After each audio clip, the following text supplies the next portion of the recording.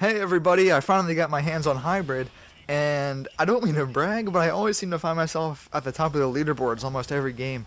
And I want to figure out what I was doing right so I could make this tips video and give players who might be having a tough time with the game ways to improve. And the first thing that came to my mind was this automatic shotgun that you see me using here in the video. So far, this gun seems to be the best one in the game. And even though it's not a one-shot kill like some of the other shotguns are in this game, it's still very, very good because you can just blind fire at an enemy who's in the same cover as you, and if you hold down the trigger, you're going to get the kill pretty much every time. And that's good because most firefights in Hybrid seem to take place when you're in the same cover as your enemy. And when most players are using assault rifles or LMGs or submachine guns, and you're using a shotgun, you're going to win the firefights if you're close up, and that's what most of them are. So the shotguns are great, and the automatic shotgun seems to be the best out of all of them because you can just hold down the trigger and do work. And it's great because you don't have to unlock it. It's available right from the start. And I wanted to compare it to this double barrel. You see me using the double barrel here now, and that's one you do have to unlock. And it's a one-shot kill, but it's not automatic, so you have to time your shots and aim carefully. So you can get 2 easy kills like that, but then you would have to reload. So now I'm back to this automatic shotgun again, and what I like to do is if players are firing at a teammate or something else, that's when I like to charge them, and I just like to fly in or use teleport like you just saw me do there. And that one was with the double barrel. I just teleported in and then shot him with the double barrel. So those are some comparisons between either flying in or teleporting.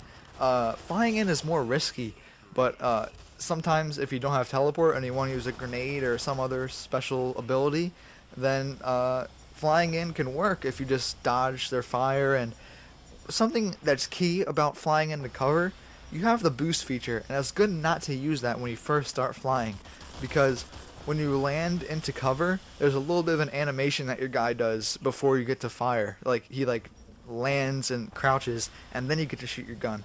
So what I like to do is I use the boost, which is clicking in the left stick. I'll use the boost when I'm at the end of my flight. So like I don't have to take so much time doing that animation. It just does it a lot quicker, so I can get to firing quicker.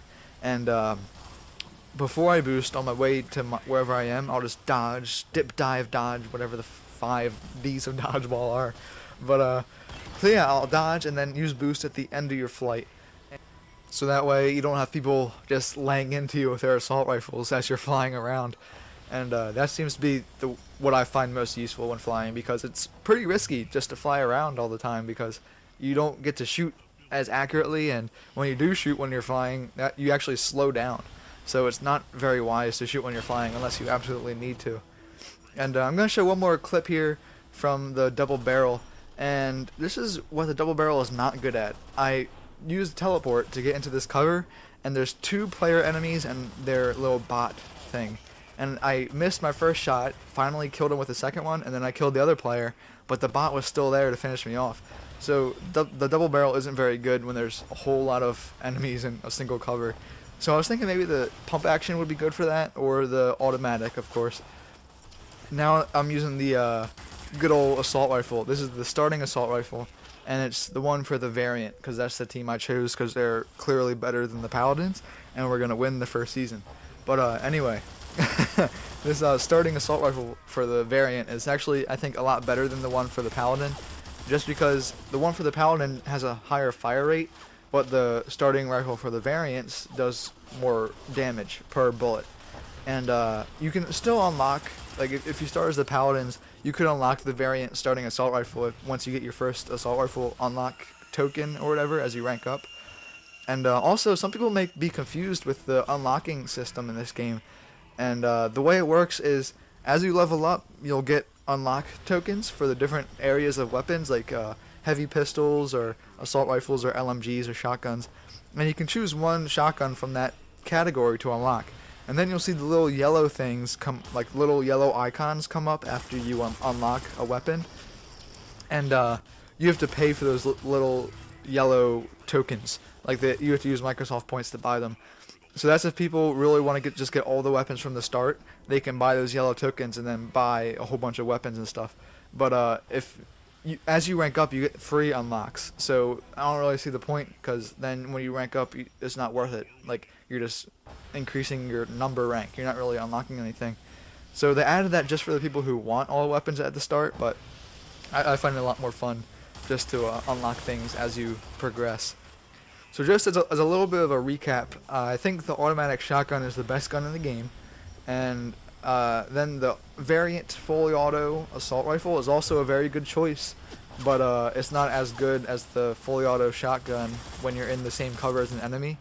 So people are pretty vulnerable when they're flying from cover to cover, so that's where the assault rifle will be better, because they're better when you're farther away from your enemies. But most of the combat, like I said, takes place in the same cover as the enemy. So that's why I choose the shotgun over most other weapons. And there are a lot of different types of weapons too. There's like the heavy pistols, there's LMGs, there's sniper rifles. And I didn't get too much time with sniper rifles, but I don't seem to like them in this game because everyone is really close together and there's not a whole lot of good opportunities to use a sniper rifle. So I don't know, everyone's either in cover or they're right up on you. So I guess snipers will be good if you see someone poking their head out or if they're flying around, but overall I don't recommend snipers. But they are powerful, of course. But if you end up finding yourself in the same cover as the enemy, they're not very good because they'll have a better close quarters weapon than you most of the time if you have the sniper. And there's heavy pistols, like I said, and every game you do have a secondary handgun, and it's not very good at all. I don't recommend ever switching to it. But there are heavy pistols that take place of your primary weapon, and they're good. They're not my first choice though. There's also one heavy pistol that I didn't unlock, but I read the description of it, and it seemed pretty interesting. It said that you either get a one-shot kill on the enemy when you shoot it, or it will backfire and kill yourself. So that's an interesting idea, but it's not something I would ever want to use personally, because I like getting the least amount of deaths as possible. And it's even called the Gambler, like that's the name of the gun. So I don't feel like leaving it up to luck whether or not I get a kill or die.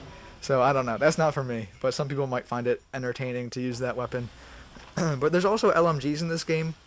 I used them a little bit, I didn't get too much experience with them, but I found that assault rifles just seem to be more effective. I'm not sure what it is, I just seem to get more kills and less deaths when I use this assault rifle.